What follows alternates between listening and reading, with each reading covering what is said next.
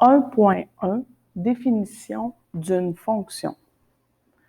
Donc, ce qu'on va voir dans ce petit vidéo-là, c'est seulement la définition d'une fonction, comme vous avez vu l'année passée en secondaire 3. Donc, si je me fie à la définition, si je vais aller la lire, relation dans laquelle à chaque valeur indépendante, donc quand je lis valeur indépendante, je dois avoir dans ma tête, pour chaque valeur de x, est associée une seule valeur de la variable dépendante, donc y. Donc, voici la définition. Fait qu'à chaque fois que je rencontre un x, il faut qu'il y ait un seul y qui lui corresponde. Fait qu'on a un truc, nous, pour s'aider. C'est le truc de la règle. Comme vous pouvez voir, je l'ai sorti juste ici, à ma gauche, puis je vais aller le faire avec toi. Dans le reste de la définition, on dit juste que si c'est pas une fonction, on pourrait appeler ça une relation. Puis, mais je vous demanderai pas nécessairement de retenir ça.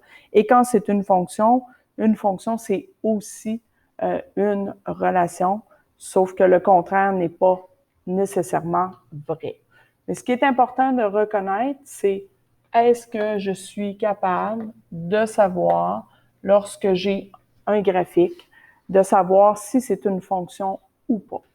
Donc, pour y arriver, ce qu'on fait, c'est qu'on va faire le truc de la règle. Donc, on va aller prendre notre règle, puis on va aller la glisser tout au long de notre graphique. Et là, je vais aller regarder, ce que je vais aller observer, c'est que je vais aller observer pour un x. Donc, je vais aller me faire une barre juste pour te le montrer une première fois. Pour un x, ici, pour ce x-là, correspond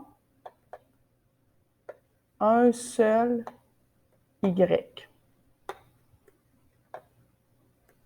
Un y. Donc là, j'ai respecté ce que je voulais, la définition. Donc, pour un x correspond un seul y.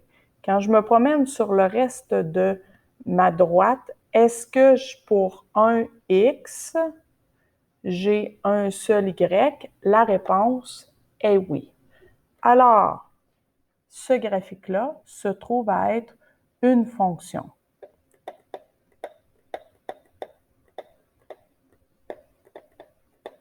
Si on regarde le deuxième, mon deuxième, je glisse ma règle à la verticale et je viens voir si ce côté-ci, le côté de la règle, le côté vertical, quand il vient couper l'axe, ma droite, il le coupe comment? Bien, pour un x, donc pour mon x qui est ici en bas, je lui correspond une infinité de y. Donc, pour le x qui est ici, j'ai combien de y qui lui correspond? Est-ce que j'en ai un seul? Bien, moi, je suis capable de te montrer que non, parce que voici un premier y, voici un deuxième y, toujours pour le même x. Voici un autre, en voici un autre, en voici un autre. Et je pourrais en faire comme ça une infinité.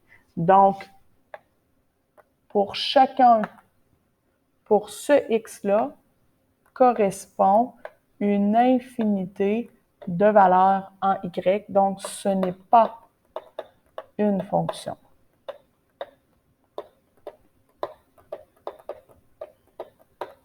Et le dernier, c'est une courbe. Est-ce que ça va changer quelque chose? On va aller vérifier. Quand je me promène, je m'en viens ici pour mon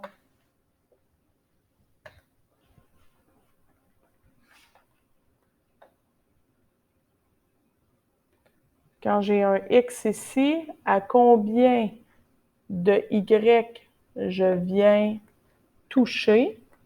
Je viens toucher à un seul y.